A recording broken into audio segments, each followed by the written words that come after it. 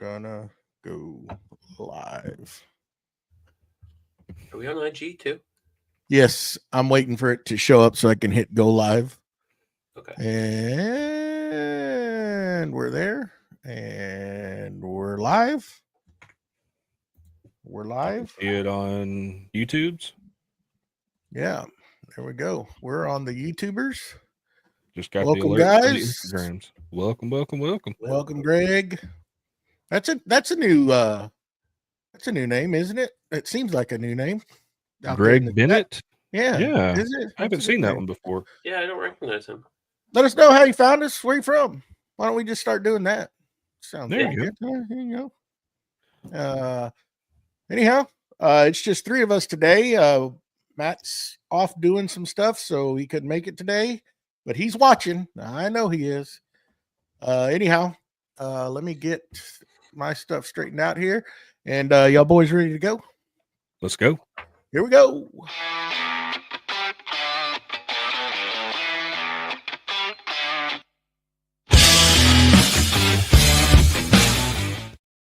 Welcome to Creative Makers Podcast, episode 94. I'm Joey with Steel Blade Woodworks, and I'm joined by my host, BJ with Byroms Custom Woodworks, Mr. Mustache with the Wooden Mustache, and we're missing our buddy, our good friend. Hopefully he's having a safe travel, Mr. Matt with Wacky Works. How's y'all Sunday going, boys? A lot of time in the shop today. A lot of time. Podcast. Yeah. Weather's beautiful. Yeah, it is. It's a good day. Yeah. I had some time today. I spent a lot of time mustaching it up. Procrastinating. Trying to figure out the West Way. Man, it's gonna be one of those days. It's gonna be one of those days. Yeah. So anyhow, yeah, I was in here doing some stuff on this project back here. Because we got the old bamboo showing up tomorrow. Pretty excited for that. So very nice. We gotta let this get this project wrapped up and the office organized so I can get ready. We gotta save that for another segment, but yeah. Why don't we get going with that? All right. Well, let's roll that beautiful. I guess we're not rolling any beautiful bean footage, but let's get this started on that wonderful segment that we like to call "What's Glue with You." And I used a lot of glue this weekend, but we'll get to that. And Mr. Joey, the man, the myth, the legend. What's in the box? That's what everybody wants to know. It's what is it's that? A mystery. Is it a chisel? It's a mystery. No. Oh, those are actually some. I got to bring those out one by one, but I don't know if I showed y'all these or not, and if I have, excuse me, but they're in the box and they'll go back in the box. But oh yeah, I got mine right there. I want to get one of those. Oh, for filament, right? Yeah. Yep. It's hopefully they're right side up, but no clog for your 3D printer. Oh, come on. Come on. You can't wait. Twinkies. Or Twinkies. Got the same color and everything. Yeah, Texas thing. But go check these out. These are pretty cool. 100%. So you I haven't had to use it yet. Yeah, PTF tube off the top of the printer head, and you just poke through, heat your nozzle up, and then if you got clogs, this will actually go through there, and it's kind of like almost looks like it's got a twist, so you can kind of go in and out and clean it. But seems pretty helpful. Pretty nice little deal. Seems like a small. I haven't really read, but I believe it's a maker that's putting these out, right? I believe so. Yeah, I don't know who did it, but I mean, heck, I thought it was a cool deal. Yeah. It's definitely one of those tools that's nice to have, but you hope you never have to use the thing. Yeah, exactly. But I've had a few clogs. Every once in a while, filament breaks off in there, and it happens. I wonder if I was to put my old nozzle that I replaced and use that tool, if it would start working again. I don't know. Might be worth trying. Yeah. You could probably dip that thing in some sort of solution and without heating it up and get it cleaned out, get it, I don't know how bad it is. See, those nozzles are a lot different. Probably getting off in a tangent and a deal here, but they're different than my old printers. My old printers, you could unscrew the actual nozzle. Yeah. And get in there and do that, I would think you could do it with acetone, but yeah, with the new bamboo nozzles, the way they're made, I think you might end up messing more up than doing good. And as cheap as those nozzles are, I mean, what, $10-15 for a nozzle? About 15, 18, depending on the model. Yeah. Or if you do the whole setup versus just the nozzle with the heat fins on it. Yeah. I tend to just buy the whole module because I don't want to jack with moving all that stuff around. Yeah, because you have to put that sensor it's a temp sensor that's real small, and you got to get it right back in there, and then have all the stuff to that little paste, and it's just easier. I mean, once you have all the stuff, like if you don't think of all that when you order that, when you just order a nozzle, and you don't think about all the other parts that need to go into it, it's a pain. So I mean, they're not cheap though. A complete nozzle.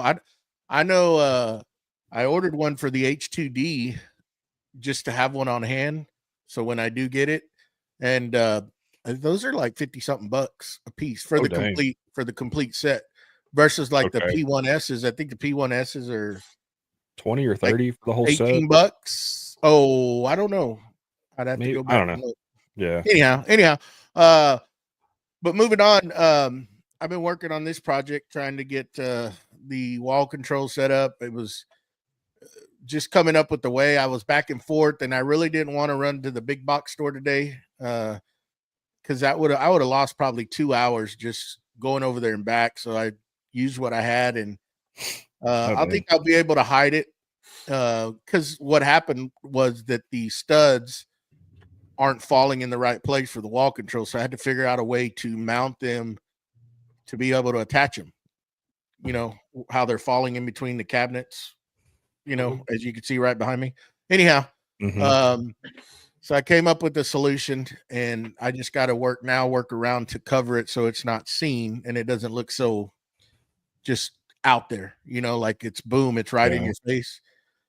So anyhow, but that's what I've been going back and forth all day trying to figure that out.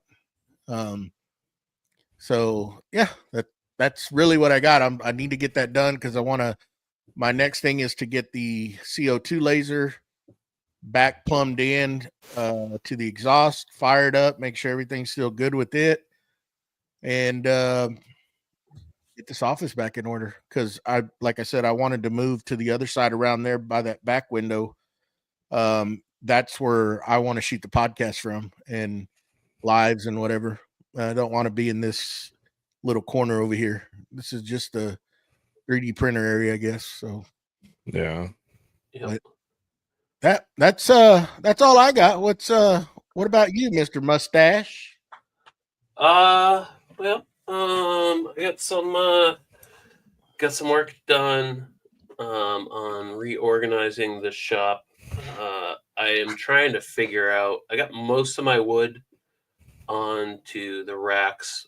I might need a few more racks to put some of the additional lumber on. But we'll tackle that when we get there. I need to. I was kind of thinking about where to put my battery charging station for the.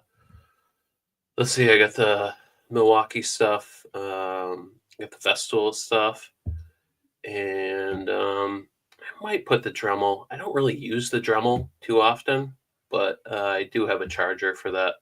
So I had that previously in a cabinet that I'm not. The cabinet was a cool idea at first. I don't really love it. It's rough. Half the veneers coming off the plywood and stuff, and it was kind of crappy wood to begin with. So I'm just gonna probably throw it in the fire pit and build something a little nicer. Maybe actually use hardwood. I don't know. We'll see. But I have tools strewn about every surface in there. Any flat surface has a bunch of crap on it right now, and I kind of need to figure out something to put. Maybe I get like another tool chest. That could be in the cards. Holidays are a good time to pick those up. They go on sale. So we got Memorial Day coming up. So yeah, there's gonna be something. Yeah, because that's what that 2 weeks. Memorial Day, so 2 or 3 weeks. Yeah, whenever. So yeah, then finally just getting everything straightened out. I've had a fun Sunday. You misplaced one of your kiddos, huh? Yeah. One of our fur children decided to hide in a closet that she's never hidden in, and it's the mustache. It's our little tuxedo cat that has the mustache, and it's just like my mustache. Only she doesn't have to do all the work that I need to do for mine. But yeah, we had a little panic. I walked around the house a bunch of times, calling her, shaking the food bowl. Got in the truck, drove around. The wife hopped in with me for a second drive. Yeah, it was a fun 2 hours. She's probably laying there going, "Why are they yelling for me? God, I'm right here. I'm in here." All the cats literally come as soon as the food shakes, and just like, oh, food. Oh, let's go. Nope. She was just sitting in there and just like, oh, I'm comfy. This is a comfy she spot. couldn't be bothered. She's being a cat. Nope. Did you use the Yeah, no, he didn't. spirit fingers today? I didn't. I kept those away. Cat just sitting there like, Meow. Yeah. Yep. Oh, I had to tee up for that, BJ. "You're welcome." Yeah, that's about it for me. What about you, BJ? Well, yesterday, we had the funeral to go to, which, is what that is. Then I drove back to the house, changed clothes because I had to get out of funeral clothes. I can only dress nice for so long, and then I start to feel, I don't know, weird. I'm a dress down kind of guy, and drove back up to Bells, Texas, to the lumber yard, so about an hour away. Picked up some more walnut because I mismeasured on the table, and came home and just hung out at the house. Wife cooked some brisket at the house Saturday. Yeah, it was nice. Had her sister came over, and so my oldest, was over here last night, so we all just kind of hung out and watched movies. And then this morning I got up apparently before anybody else on the podcast got out of bed and got out in the shop. Hey, you calling us out? Hey, I was up at 6:30, but I went back to bed. Yeah, no. I mean, it was still 8:30, 9 o'clock before I was out there anyways. Worked on the table some more, screwed up yet again. Got it glued up for the piece to make it wide enough, then trimmed it to the correct width. And as the piece falls away, I see the ends of all the dominoes hanging out of the edge of the tabletop. So, yeah. So it's glued back up again now for the, what would this be? Third time? Yeah. So third glue up. I have officially gone through an entire small bottle of Boss Dog brown wood glue on this table. God. So now it has breadboard ends. No, widthwise, not lengthwise. So we are dead on 7 foot wide. So okay. And that was the other part, is I'd already cut it widthwise, and then I had to add this piece on, so I had to make sure it was perfectly aligned when I glued everything back up, just because to match the grain on this piece. But it is what it is. And then worked on the HDPE barrel racks. Took me about 2 hours to dial in the speeds and feeds, just because I've never worked with HDPE. And I found out with that, there's, especially running a 1 inch wide bowl or round nose bit, there's a very fine line between smooth cut and so much chatter it feels like that Onefinity is going to rattle itself apart. And so it was, I mean, the whole time, like, I'm sitting there like adjusting the speeds, and feeds by like 100 millimeters per minute speeds at a time, and then hand dialing in the RPMs of the spindle just to get it just right. And finally got that dialed in, and yeah, we're looking at, I think, total right at 20 to 22 hours worth of CNC time for this whole project. And yeah, got the customer came by this afternoon. He had some basketball tournament, so he came by pretty much right before I jumped on the podcast, and said that, gave him the pricing, gave him everything. So he's good for the pricing. So we got to go ahead on the project. So next week after work, every day after work, I'm going to be running the CNC. So we're going to be pushing the old Onefinity, not even close to its max, but we're going to be getting some work out of it. Cool. And be making a lot of plastic shavings. Yep. So a lot of them. Oh yeah. That's the only thing I don't like about it, is just because it's all going to go in the trash. So I got to figure out what I can do with that. Nothing. Throw it away. Get rid of it. Get rid of it. I mean, I'd save it. I'd save it. For what? What do you want it for? I'm just being stupid. I think, I was kind of monkeying with the idea, every time I have to empty the dust barrel, take and fill in a couple 1 gallon Ziploc bags up, and seeing if I could make some HDPE skulls with my silicone skull molds. Ooh. Like put it in once you. Yeah, and then either heat it up in the toaster oven or with a blowtorch or a heat gun, and melt them down and just do some white HDPE skulls. I wonder what that would smell, the off gas of that. Ugh, I bet you'd be horrible. I definitely have to do it outside, because I bet it would be pretty bad. You know what? I bet I could reach out to Peter Brown, because he's done some work where he's melted HDPE to make like a mallet or something. So I bet he could probably tell me to be like, yeah, go ahead, you're fine, or don't even think about it and just throw it in the trash. So have you ever thought about something? This just kind of came to my mind.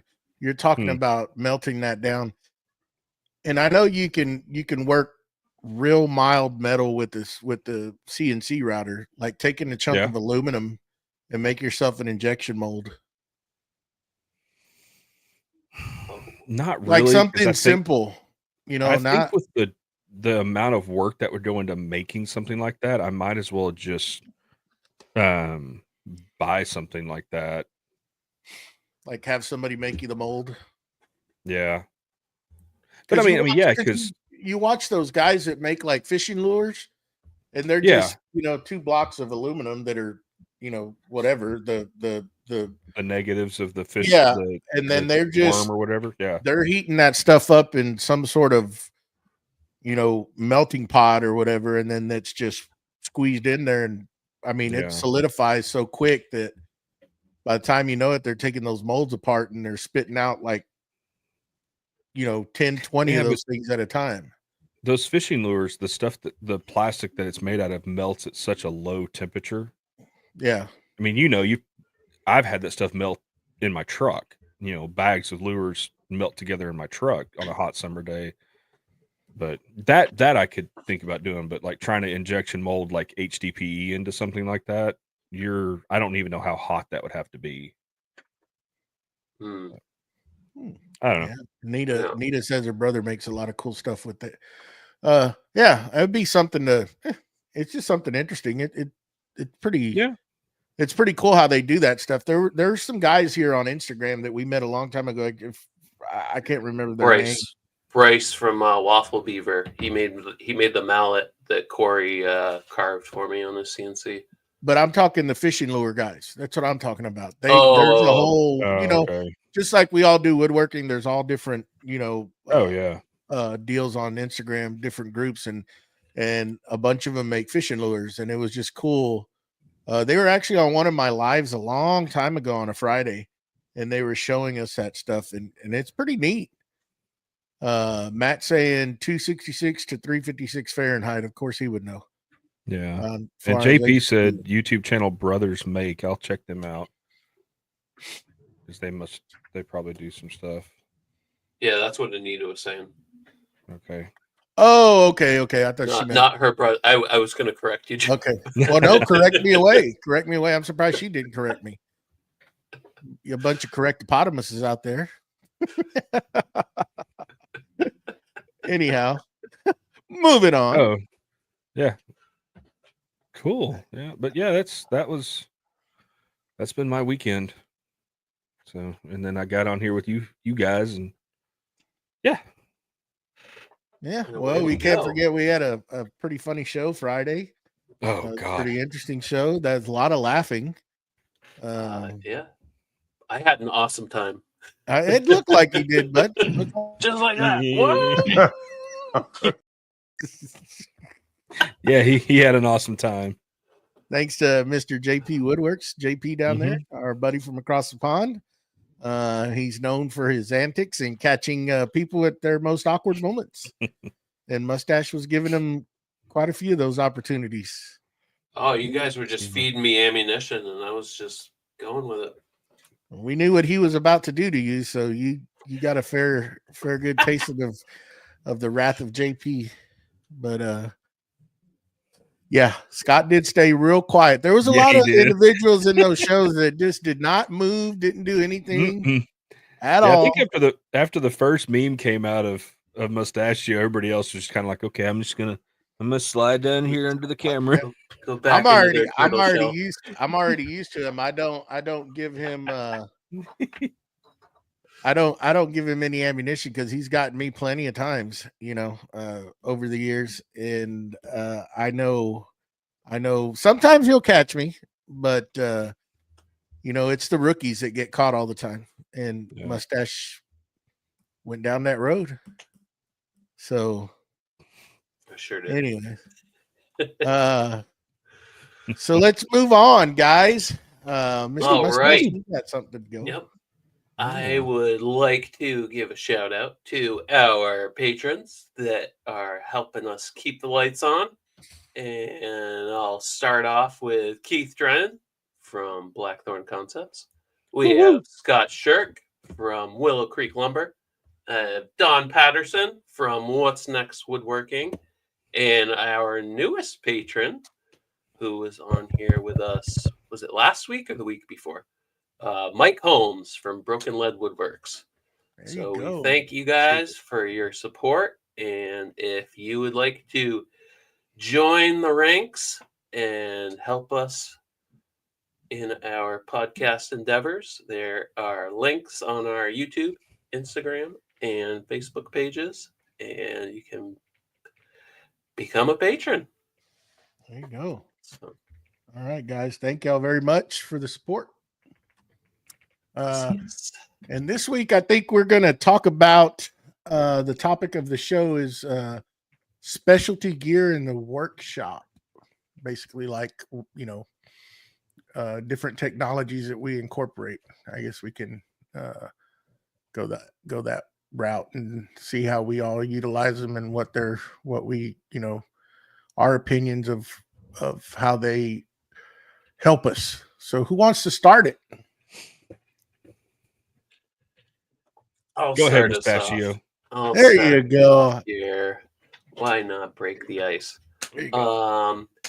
So I had, the basic stuff in my shop, the table saw, miter saw, chisels, whatever else. And I had a scroll saw also. And I had a bunch of people that I would watch their content either on YouTube or Instagram, and they're getting lasers.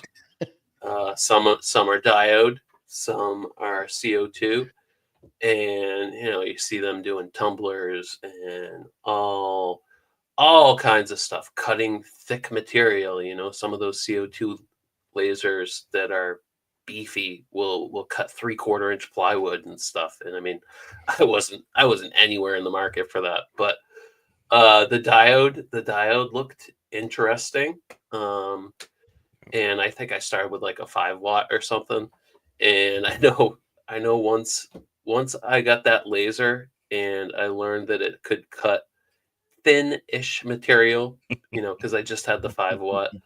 I eventually upgraded to the 10-watt, and then of course, as soon as I got the 10-watt, they released the 20-watt, and I mean, now I think there's diodes out there that do over 80 or something. Yeah, it's I believe so. It's multi-diode that then converge. It's kind of like the Death Star. Yep. Is the way I've seen. Yeah, it's pretty cool.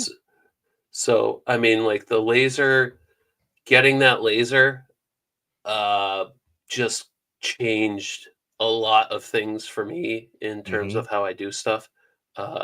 Whether it was engraving or cutting stuff. I mean, I can cut a bunch of mustaches out on my scroll saw. I might need to sand them. I might need to fix, maybe the blade gets a little wee and I mess something up. I plug that into Lightburn and send it over the laser. Every single cut is going to be the same unless something kind of weird happens. But that laser is just so repeatable, and it's, a second employee, which I'm sure we're going to keep saying through this conversation. And adding that laser, I mean, I use my scroll saw every now and then. Sometimes it's to like get that last little bit cut out of like a piece of material that went through the laser that didn't quite get everything. But yeah, getting that laser, getting that, don't highlight his comments. Yes, that's what it's all about. It gets to oh, so yeah, but the laser for me was a huge change, and you got to kind of get into like software and stuff. Like that was the first tool that I got where I had to like get on a computer and figure out Lightburn, which Lightburn is very, very intuitive in my opinion. The flexibility with what you can do in that program, whether it's tracing an image or doing some of the other options that you can do with Lightburn, like that was a huge win for getting kind of moving up and getting on the same page with some other people that we're friends with. Oh, yeah. And so I can kind of piggyback on that. You talk about going from doing stuff by hand to using, machine. When I first started, I was doing a lot of signage and custom cuts and stuff, and I would print it out on my printer, cut out the logo, and then like either spray paint it or glue the piece of paper, with like a light adhesive to the piece of wood, and then took my trim router with like an 1/8 inch bit and just sat there by hand and just real carefully hogged out the design. And I did that for a couple of years, and that's when I bought the Shape Oko, my first CNC, and it was, it's so much easier and so much more precise. Like you were saying, going from, again, nothing against the scroll saw, but going from something like that to a computer controlled device that's going to cut it. And to me, it was the after work that I didn't have to do. It just went from, oh, cool, I just need to sand it, put some finish on it, paint whatever I need to paint, and call it a day. And, it was, and there was a little more learning, because using that CNC software was not just this is, everybody used to make fun of the CNC, quote unquote CNC woodworkers, like, oh, you just tell it what to do and it does it. Yeah, it's not that simple. There's so much more that goes into it.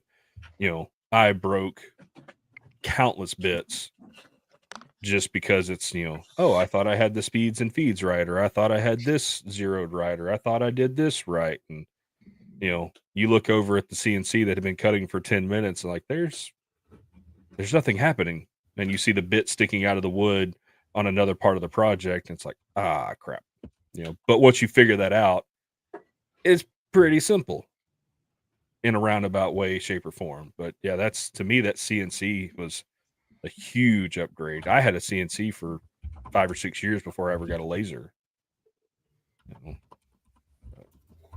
Oh, you went the opposite as me.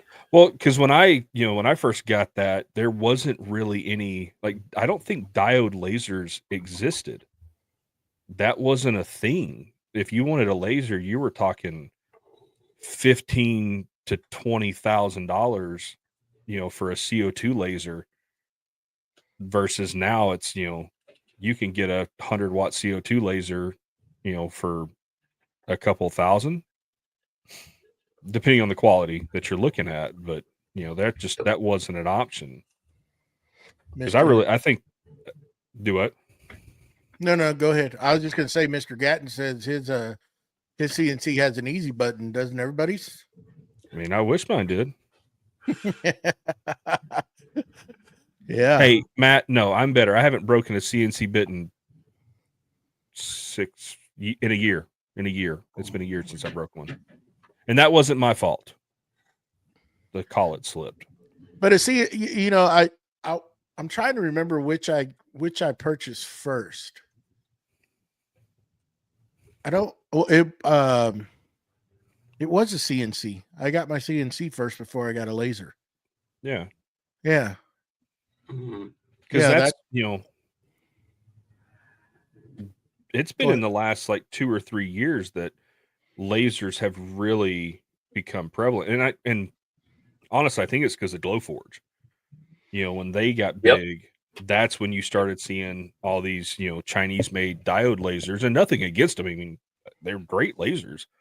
They've got their uses, right? They've got their certain tasks that are good.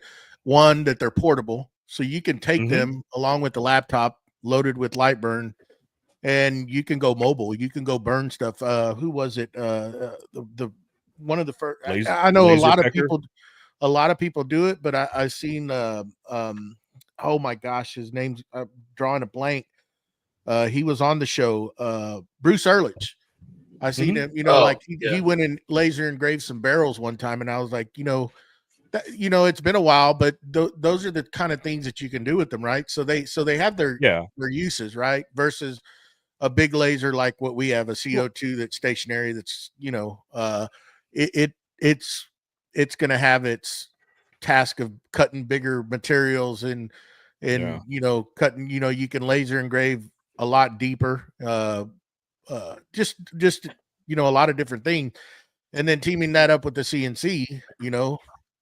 I mean, those are two good pieces of equipment that streamline a lot of stuff for you in the shop.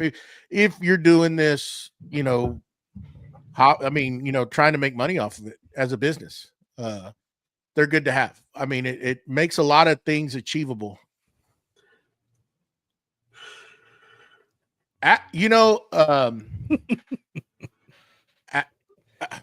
I I shouldn't even say anything because y'all give me enough grief about this. The laser sat in a box probably for a couple of months, I would say, before I took it out. And it was because I was making all this office and everything. That's the only reason it didn't come out. Okay. It's a valid excuse. The CNC, boy, that was fun. I was in hog heaven opening all those boxes it came in because it came in pieces. And had to put that thing together. If you're not some people that don't have Avid, that's you have to put that machine together. I love the whole aspect of it.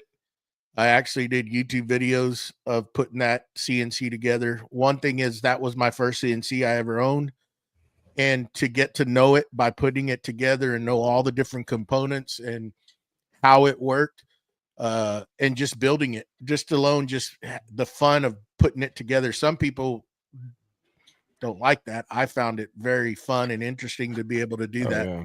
It was great, and along the way I ran into some problems, things that I've caused putting it together, but I learned a lot, and I've had a lot of questions over that CNC, people that are buying them, what to expect, what to, and Avid does put out some very good instructions, and it wasn't hard. You just, one thing that I always stress to people is do not skip ahead. Don't think you know what's coming next. Oh yeah. And if it tells you to leave something off, don't do it because they're telling you for a reason. And I learned that the hard way. I'm like, well, this is stupid.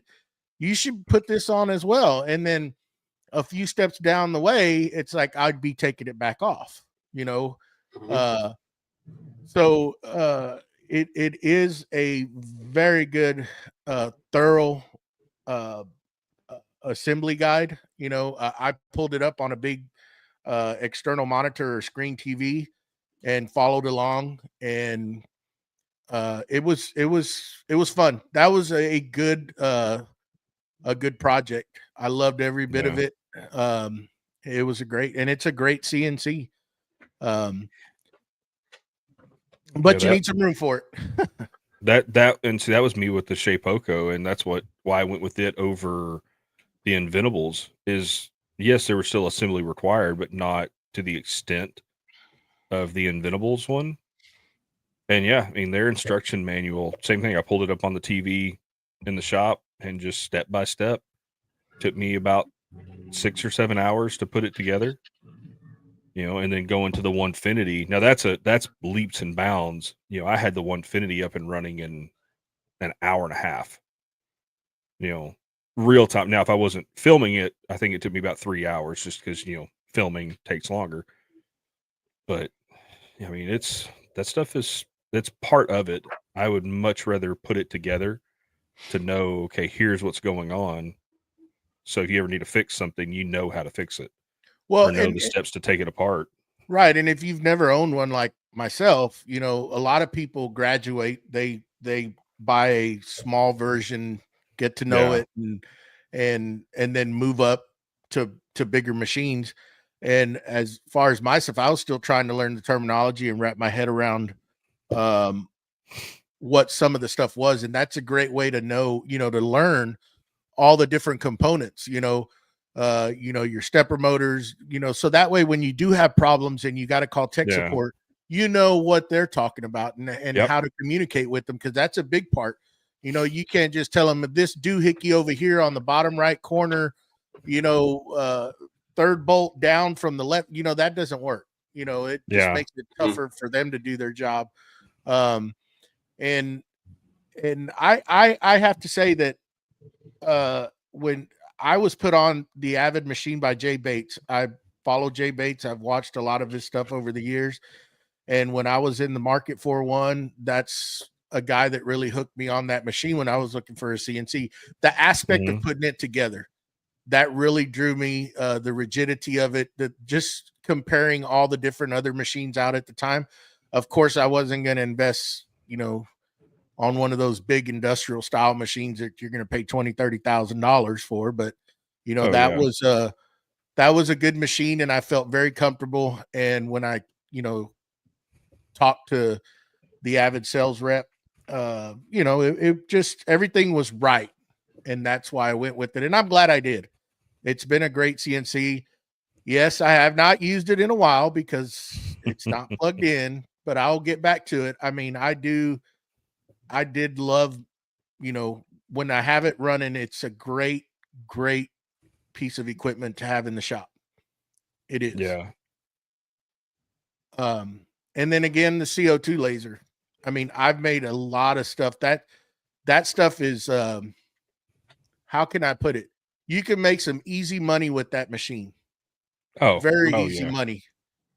Very easy. I mean, the sky's the limit. Home decor. I mean, just all sorts of stuff. We're just putting that little final touch on a project with it, I mean, there's so many different things you can use that laser for, whether it's a diode or CO2. I'm not going to knock the diode. I had a company send me a diode, and I mean, it's great. It's for little projects and stuff. It works good. I know Mustache, you've done a lot with them. I mean, you've made the elusive coasters. I mean, you don't like to talk about them, but you've made a heck of a lot of them. And I did. And they came out right once I figured out the process, but I haven't done any acrylic on the diode. I have a few sheets of it, but I mean, that diode is it's definitely helpful. I definitely like it. Yeah. And I mean, the rotary, I set up my I have the little honeycomb where my bed is, and I can actually remove that honeycomb off, and below that is where the rotary is. So a lot of people with like a diode laser, they have like feet that they'll put on each corner and stuff. And I never liked that. I used like the Lego, not the Lego blocks, but the other brand, Tyco or whatever. Regardless, Mega blocks. No, they're not Mega blocks, but I set up some of those, and like I saw movement from the laser, and I ended up just like taking a piece of wood and just clamping that sucker down, and it was just a pain in the butt. So doing this setup was way better for using the rotary for me. But I mean, I would love a CO2 laser. Not sure where that would go in my shop, but that would be a cool addition. I bet you Wackerle could find a spot for it now that he's got your shop layout. Yeah, I bet he could. He probably could. Yeah, that and like my diode, the same thing. Well, the same thing with the OhmTech.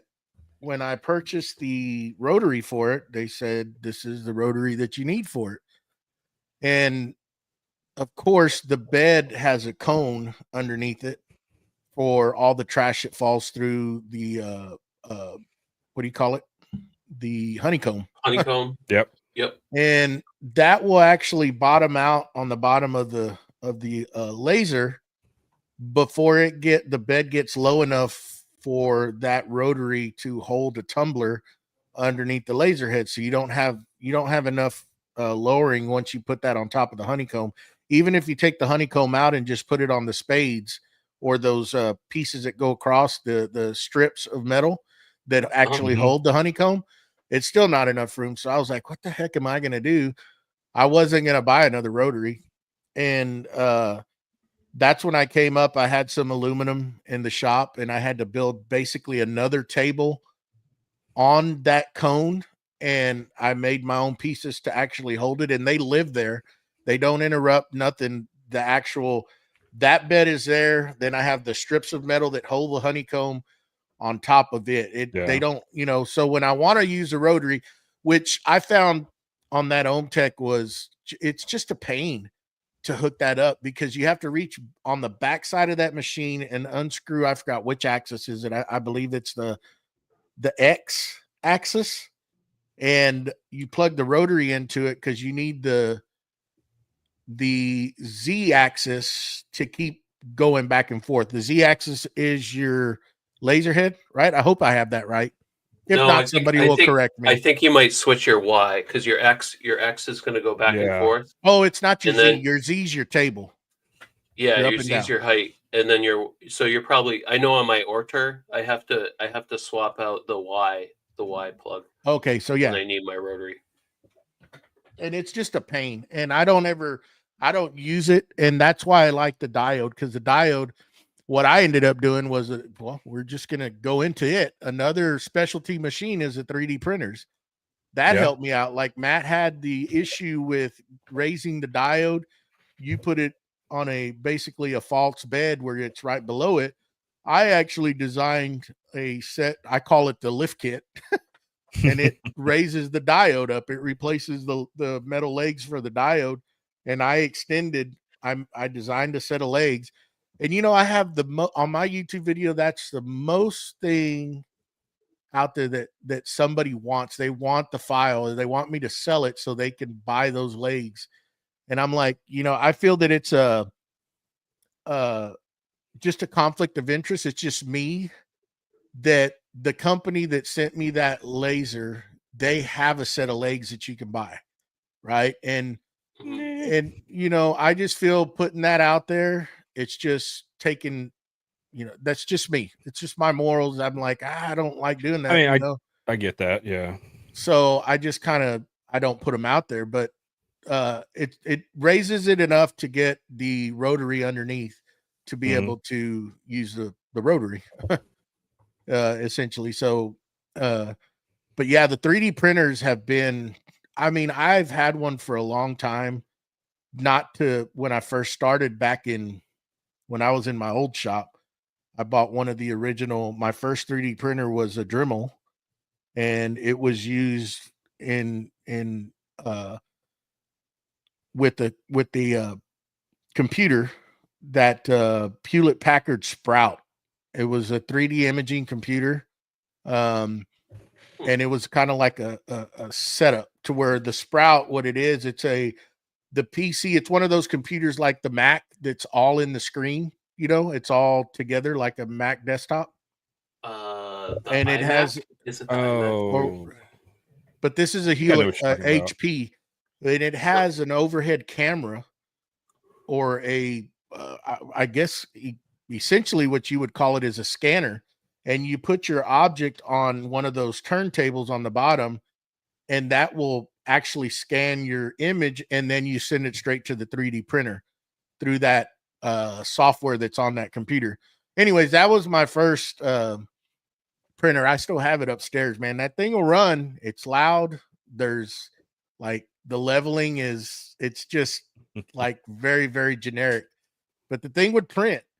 And then later on, once I came to this, we moved over here to the new house, and I built this barn. I actually bought those, a brand called JG Maker. Was like a full IDEX printer, dual head. It sits right above here. It still works. It's good. It's trying to get both print heads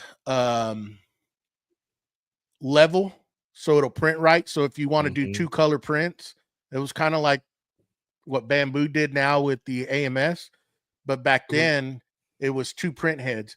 But it's so finicky in trying to get both print heads level on the same bed. It's got a massive build plate, but it's very hard, almost to where I couldn't hardly get it to work at all.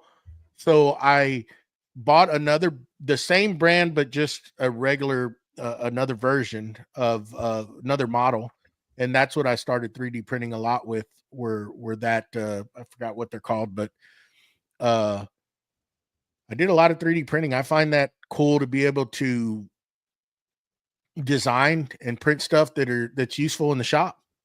I like, and then so I'll ask you this, because I know why I bought a 3D printer originally. Did you buy it just for shop stuff, or did you buy it for, the cool factor of being able to print anything that you want? I bought it to actually design stuff that's useful in my shop and then turn around and sell it. Okay. That's what I bought it for. I figured I could make some money off of them, and it's fun. I find that interesting when I can sit here and try to design an object that I can utilize. Like I come across something, as you know, I've been building this shop for years now and I still haven't finished. And just certain gadgets that you need, like to hang a tool or to, whatever. That's why I bought it. And then I was like, well, I could turn around and list it and sell it. I don't print like toys, like dragons and stuff that you see a lot of people doing. That doesn't interest me. To me, that I just don't like doing that. I use it for useful things out in my shop. That's why I bought them. How about you? I honestly bought mine to print like toys and cool stuff like that. And then it just turned into, oh, I can make this for my shop, or I can make this. Because what I did, I had this printed from a friend of mine. Oh, is that the Rocketeer? Yeah. And because he printed one. And so I was like, hey, print me one. And so he did that. And then in the process of him printing this, I bought my first 3D printer because I was like, oh, I'm going to start printing helmets.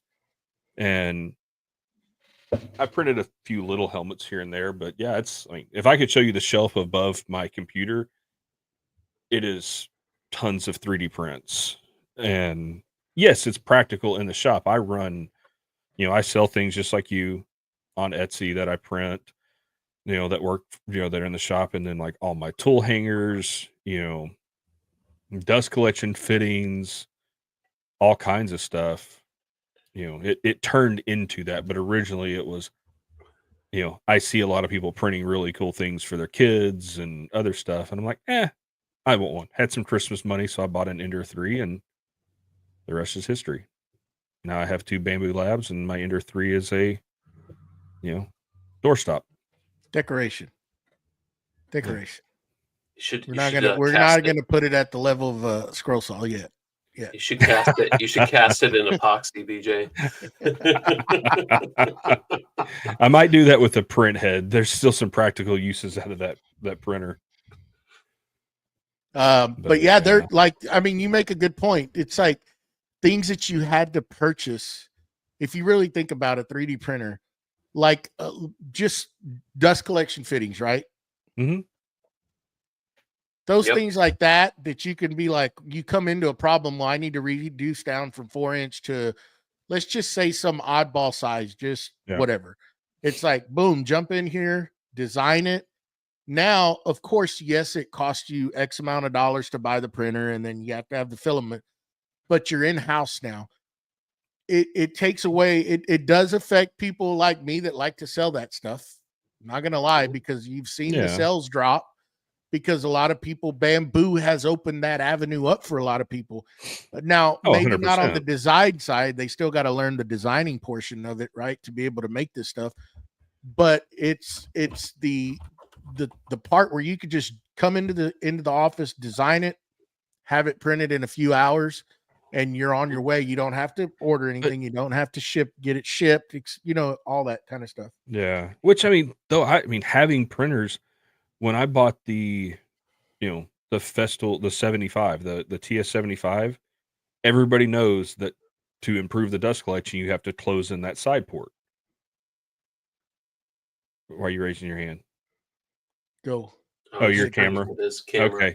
It's like, yes, you can ask a question, Joey. No, anyways.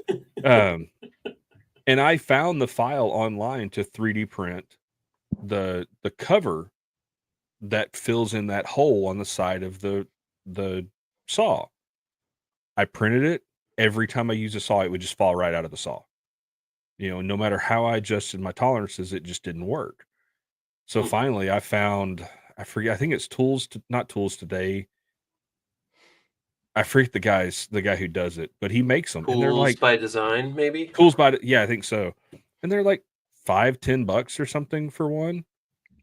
I ordered one, and I've ordered a couple 3D printed things from him that were really cool. That, some of them he doesn't have the files out there, but it's I have no issues with ordering a 3D printed part if I know maybe their material that they're using is a little better, and I just don't want to take the time to dial in, or I don't want to buy $100 roll of filament to print one part.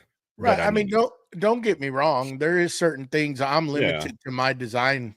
To my designing. Right. I still don't know how to use it to make real intricate, sophisticated things. So yeah, on certain things like that, when somebody comes up with something that it's like, whoa, that's cool. Like, I want that dust boot for my CNC. I don't want to take the time to try to design that and make it and go through the trial parts of making it work and not break. That's already been done, tested, and it's working. I'm going to order that.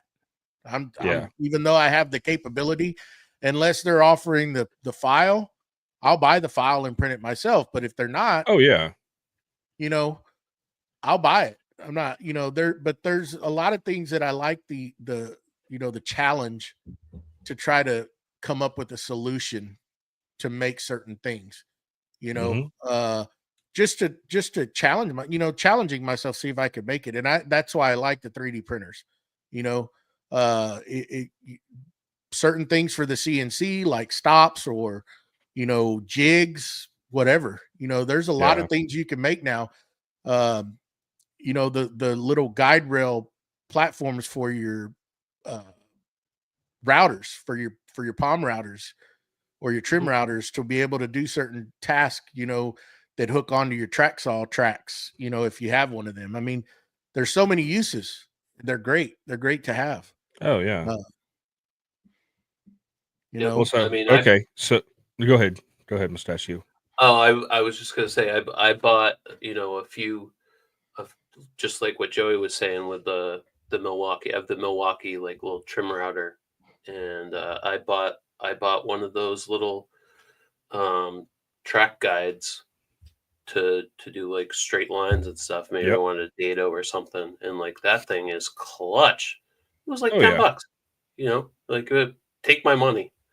I mean, now I go on the online printing websites and stuff, and everyone's got a model out there for free and stuff. But I'll before I got the printer, I would definitely go and buy stuff.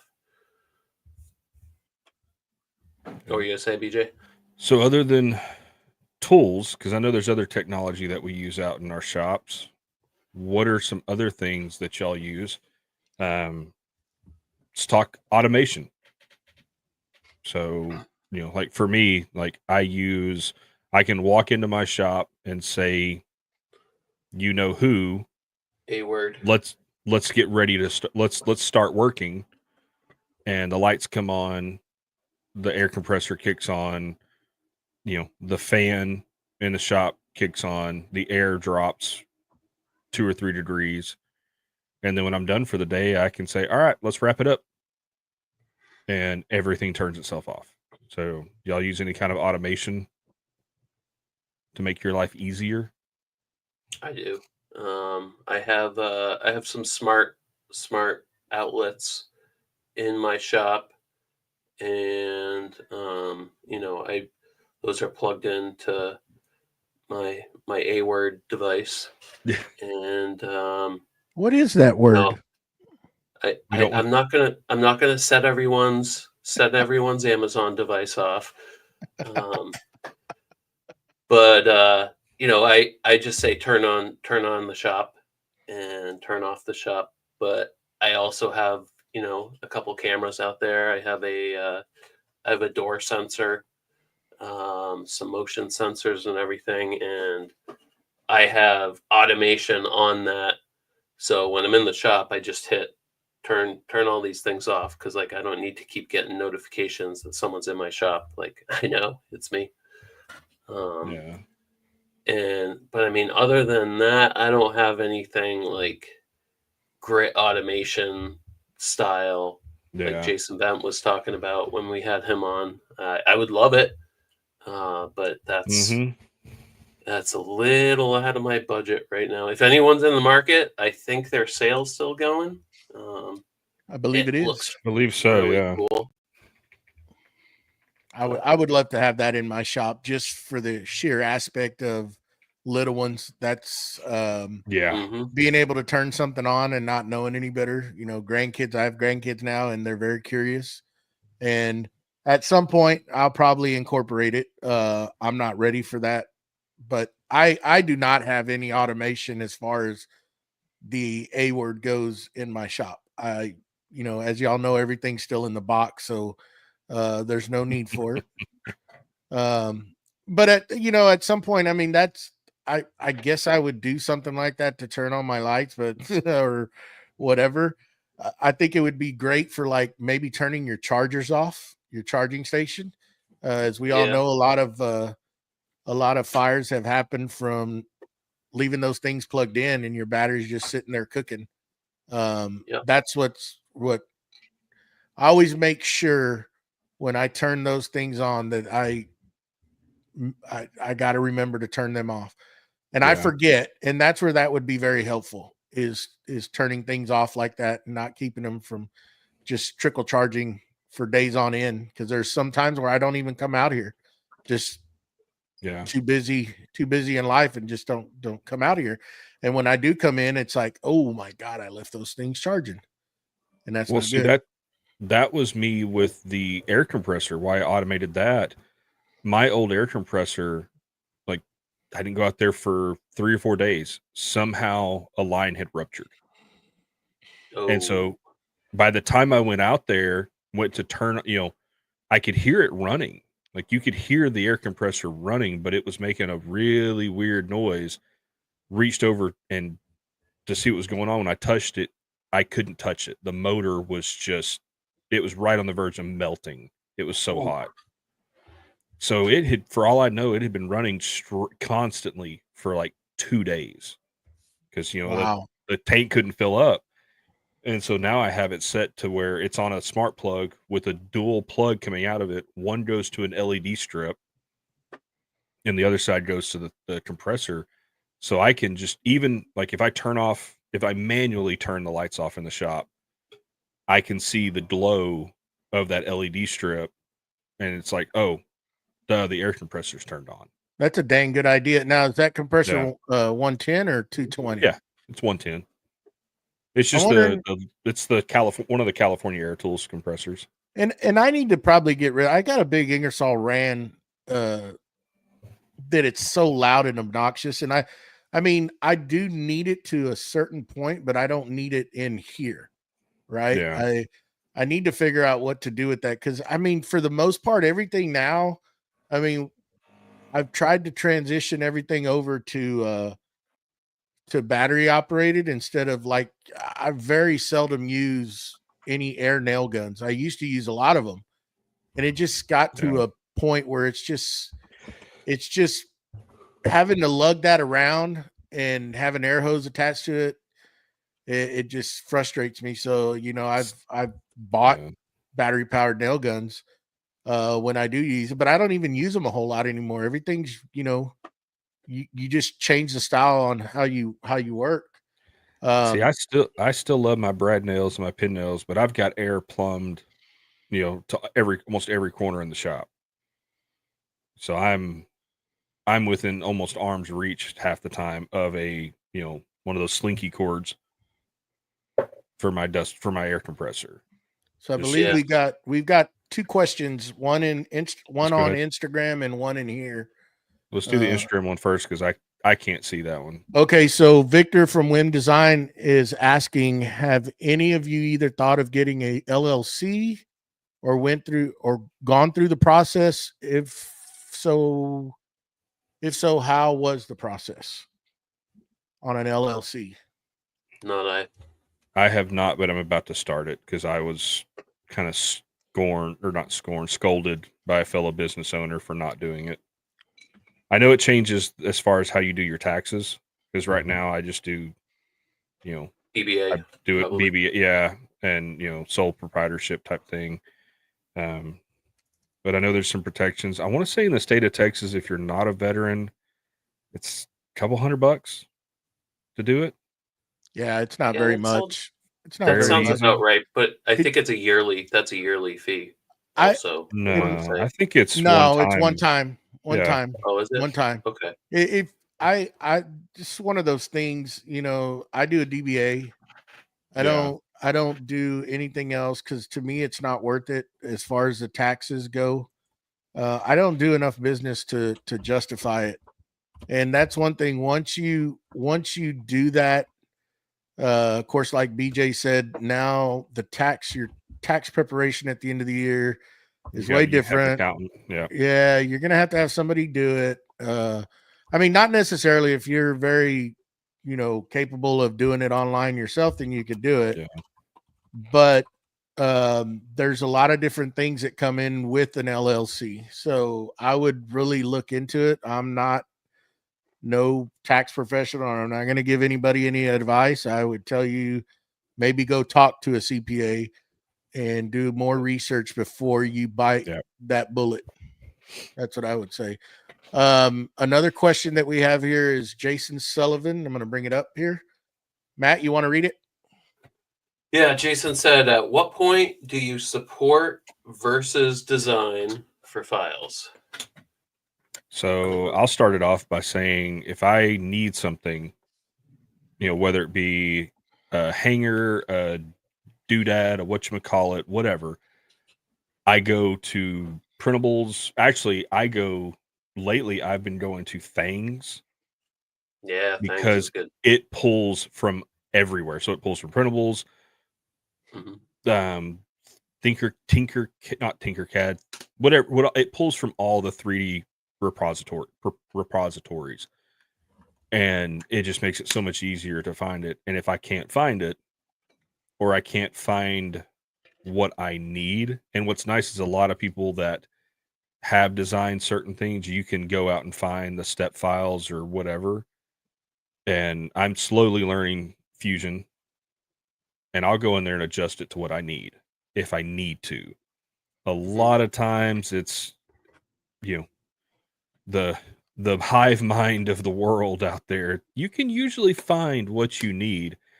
And there's a few people out there, you know, like our guest that we had on the other day, you know, Alan.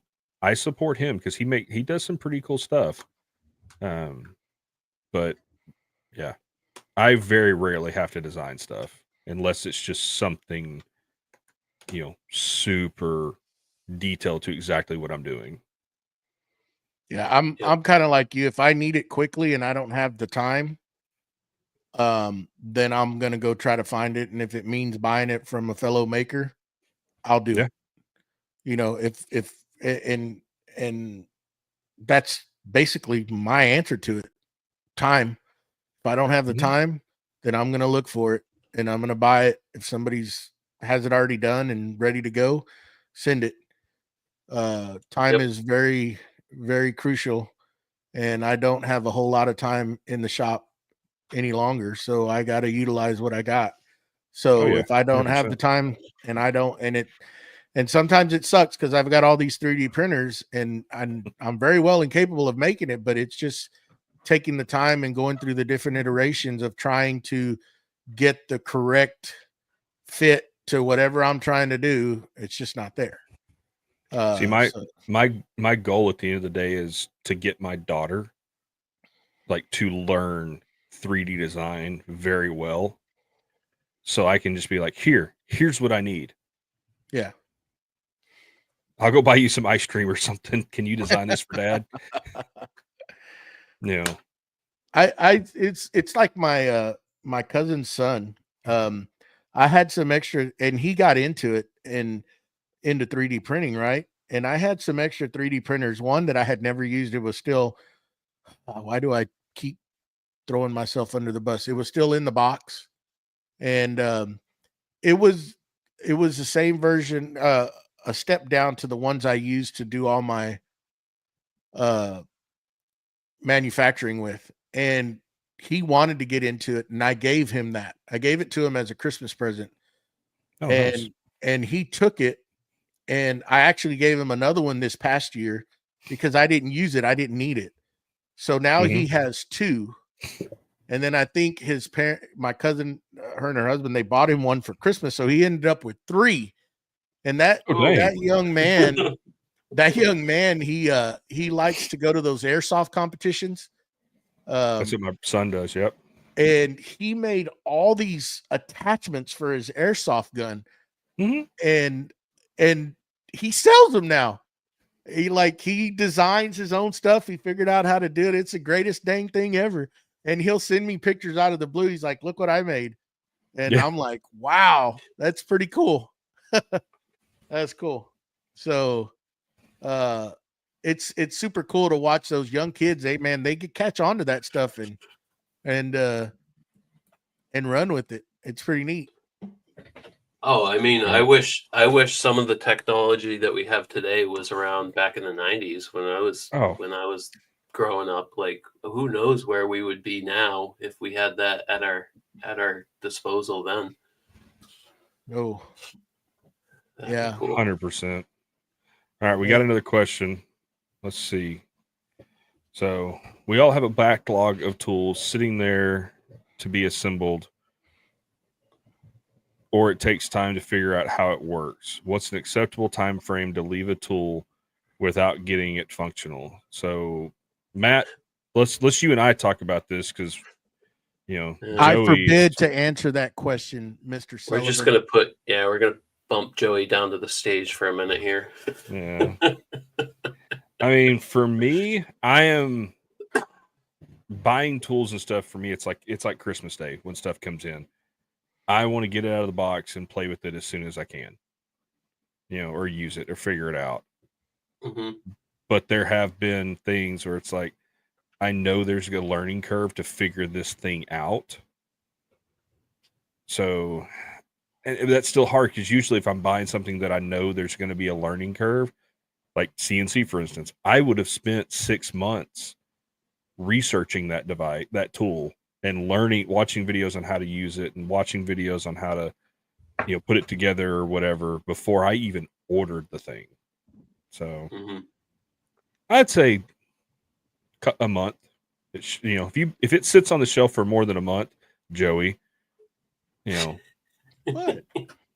Use it. And the other thing is, if it sits on the shelf for more than a month and you don't use it, that's usually outside your return window. So if you need to return it, you're out of luck. True.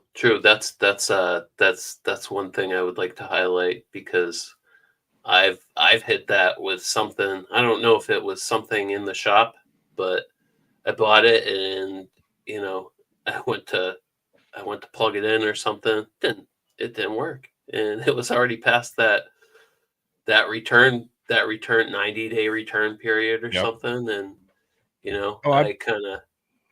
I ate it for that one, but I bought a 50-foot extension for my pressure washer, so I could wash the cars without having to drag the pressure washer all around. And it's set on the, because I bought it during the wintertime because it was on sale. First day of spring, I took it out of the box, and lo and behold, when they call universal, apparently it fits every pressure washer except the one I own.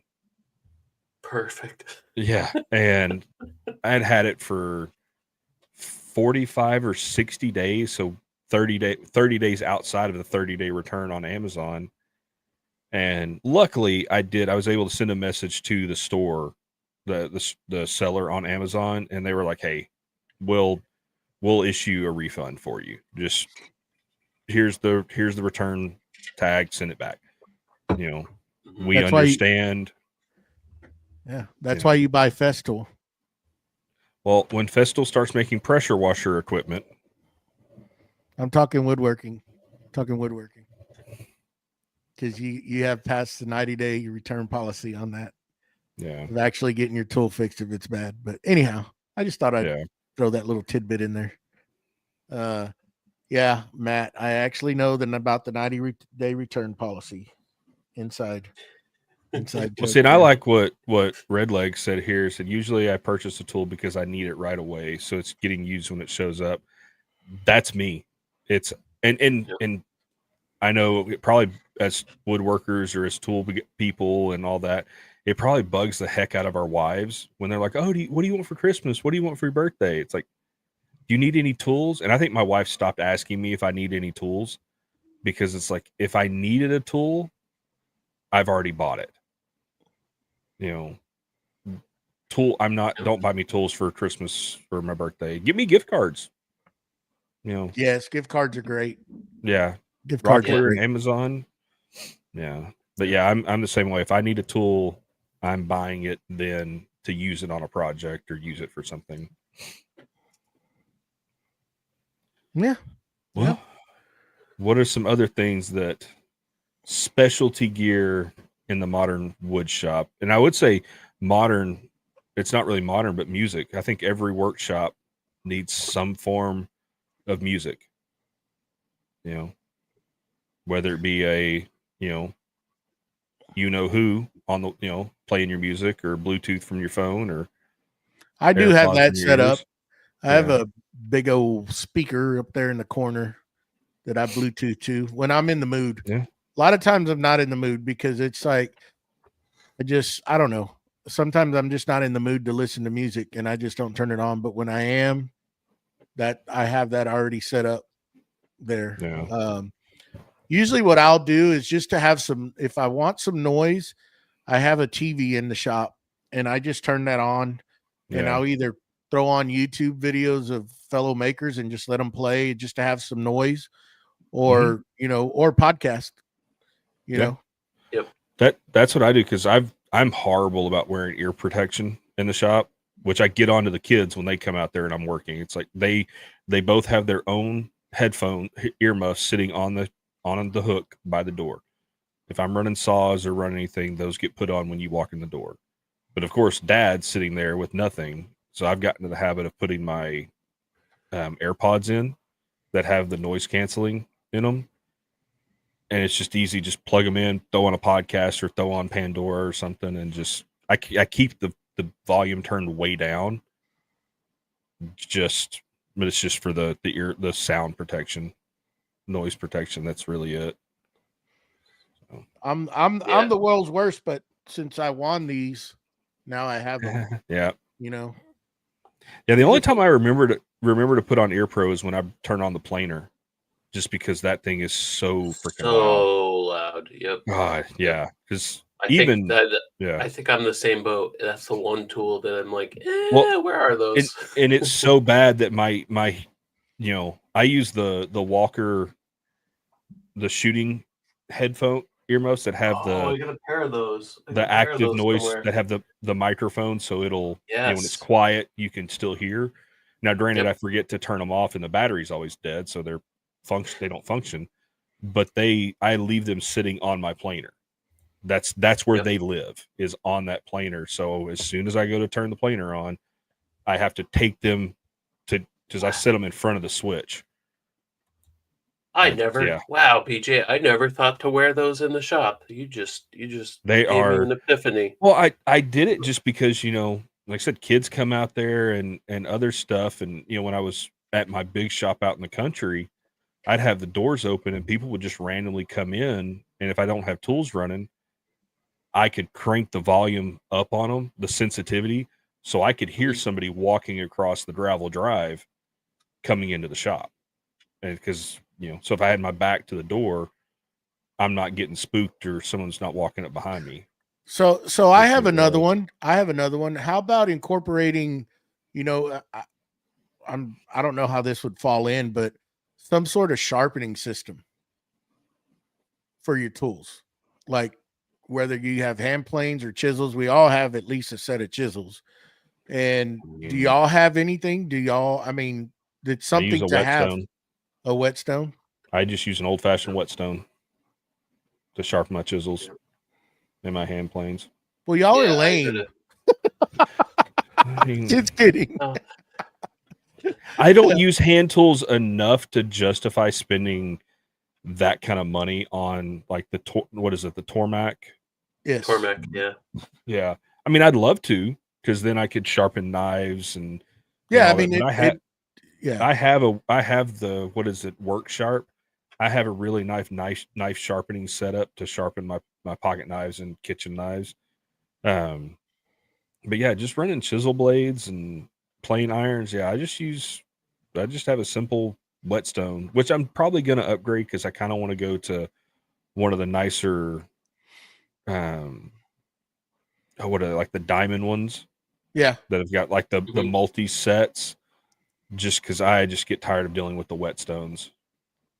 Yeah. I bought a pretty nice set during the holidays. It was on sale. I caught it. It was at Woodcraft. And it's a Wood River diamond set.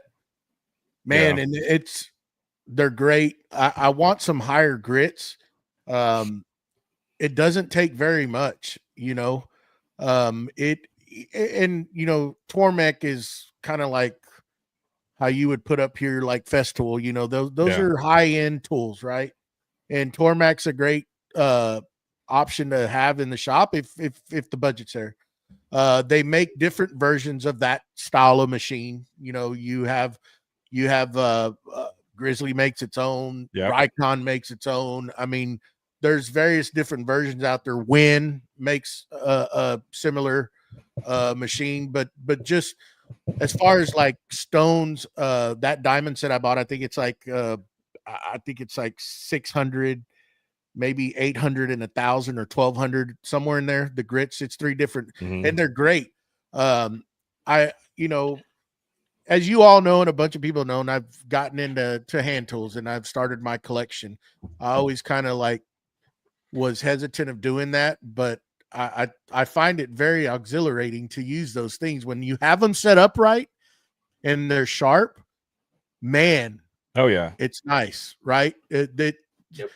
I keep going back to what Steve I said. If you're going to buy one, which I've bought quite a few of them already, it's the Wood River brand from Woodcraft. You know, it's a dang good plane. Of course, I'm very young into that side of things, you know, but they're very heavy, very well. To me, it's quality stuff that you're buying there. And one of the little mechanisms that I bought was from Lee Valley. It's the Veritas. Matt has it.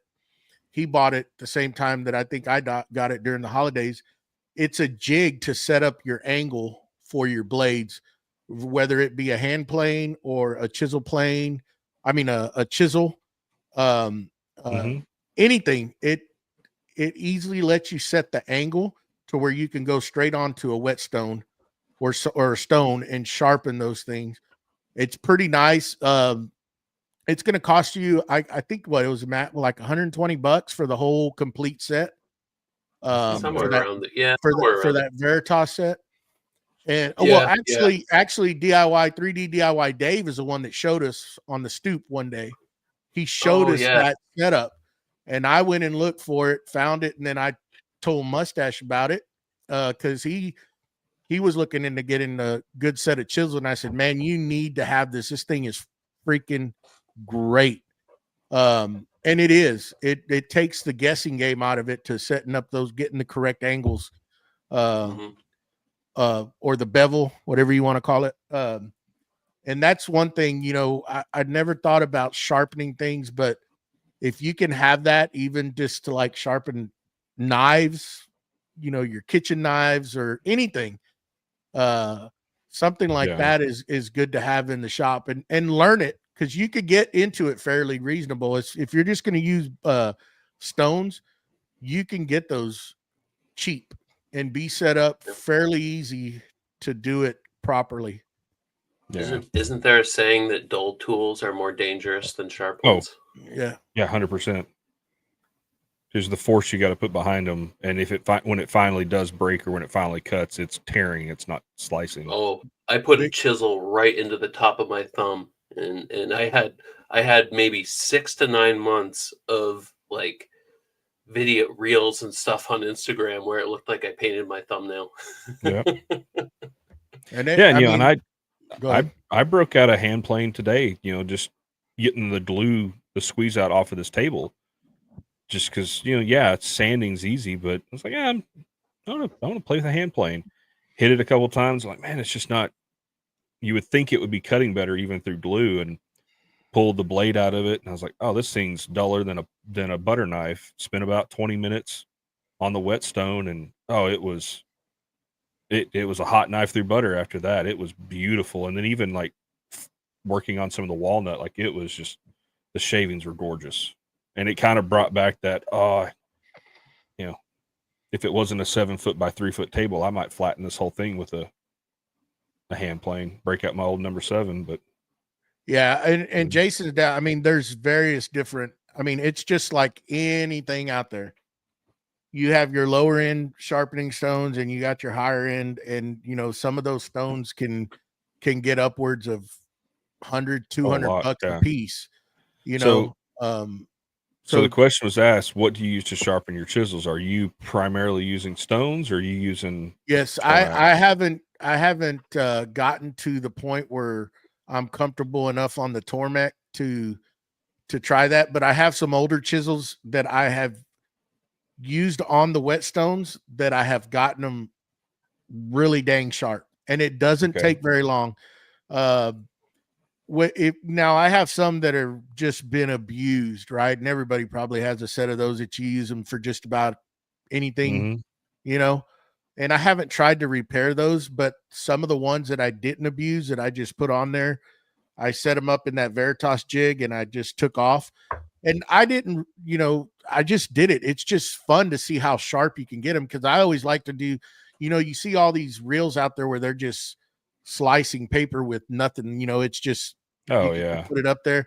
And I try to see if I can get to that point. And I'm not quite there yet, but I can get them really dang sharp. And it doesn't take very much on those stones. A few swipes on each grit, and man, those things are pretty dang sharp. It doesn't take very long. Now you could go through there and try to get, you know, on the backside of the chisel, get it leveled off. And there's so many different techniques you can do. I haven't gotten there, but it's pretty cool. I think it's fun. It's fun to see. I think it's fun just to see how sharp you can get things. So talking about sharpening, do you sharpen your saw blades, or is it, you know, once it gets dull, just buy a new saw blade? The only time I have sharpened anything as far as a blade, like you talking like a table saw blade? What are you talking about? Yeah, table saw blade, or even a bandsaw blade. No, I've never. I just buy another one. Never have tried to. Yeah, I would too. Only thing that I have, I got into a bind, and it was a surfacing bit on my CNC. I was actually doing the countertops for this apartment in here, and it was starting to burn. It was dulling up. You could tell it was dull. You could hear it in the CNC or in the spindle. It was binding. It was having a hard time. And I took it up, and it was during the weekend. And around here, you're not going to find a surfacing bit, and I didn't have an extra one. Yeah. So I took it off, and I actually sat there and I honed that thing just to get me by. That was the only time I've ever done it. And it worked. It got me by that weekend, but then I ordered another one, and I have spares now. I don't that's why I love that my flattening bit has the carbide inserts. Yeah.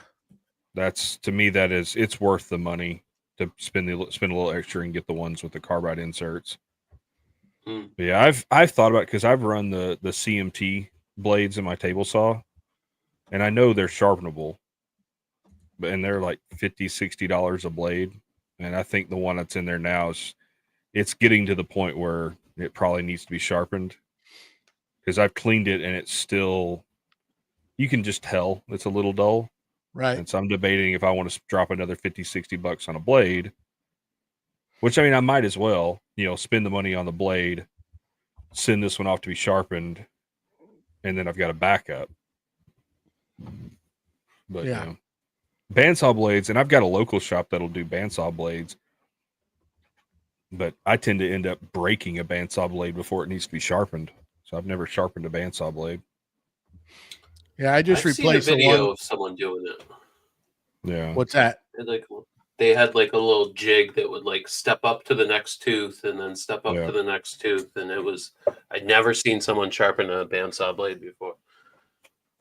Which I know you can buy table saw sharpening kits, because I think Drew Fisher did a video on one, and I've thought about it. And I was talking to a local guy, and we talked about doing 50-50 on one, so we would be able to sharpen our own blades, and then any other local woodworkers, you know, charge them to sharpen their blades, just to make us a few money. I mean, if you're going to go into that, if you're going to try to that aspect of it is make some money off of it, I guess, but like I just replaced my saw stop blade for the first time, and that one lasted me quite a bit. I ran a lot of wood through it, but I got a 2-pack deal on Amazon that was really cheap, and they're saw stop brand blades. So I mean, I don't know. That's there's different places, and it's like, what's it going to cost to send it out and get sharpened versus buying another one? By the time you pay shipping and all that fuss, is it really worth it? Now, I mean, if you have a $200 Wood River blade or all those other brands, then it probably a good thing to send that. I'll spend the money and get new carbides put on it, et cetera, right? And but if we're running, $50-$60 blades, I don't know if it's worth that, in my opinion. I think it's just buy another one. That's just me. Yeah. So, I agree. So anyhow, we how about we end this, because we should be in our after show already. And I'm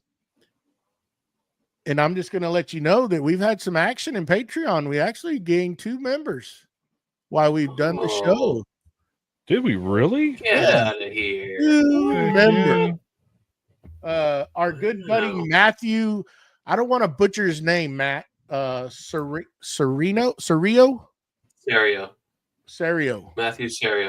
Matthew Serio. Oh, thank you, Matthew. And Mr. J.M. Sullivan became Patreon.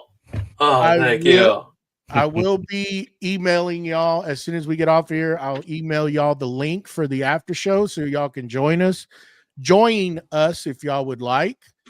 And thank y'all very much. It means a lot. That's pretty cool. It truly does. Somebody wants to support us like that. It's awesome, and we appreciate everybody that takes the time on their Sunday to hang out with us and ask the questions and just interact with us.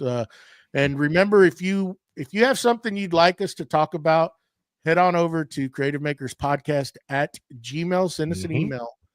And you have a question or you want us to discuss a certain topic, put it in there. We'll read them and see if we all can come to an agreement and do it. And pretty much we probably are. It's not gonna not happen.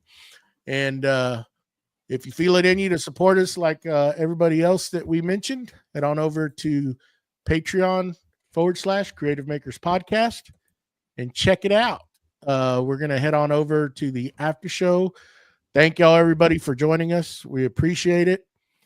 And remember to head on over to the podcasters at iTunes and Spotify and leave us a review. Remember to give us a thumbs up on this YouTube live. We appreciate it. It helps us get this stuff pushed out. And anything else, guys? I think that's it. Enjoy the week. Yep. Yeah, same bad time, same bad channel. Yep. Same beautiful faces on next Sunday. Everybody be safe. And we'll see y'all on the after show. Bye-bye. Laters.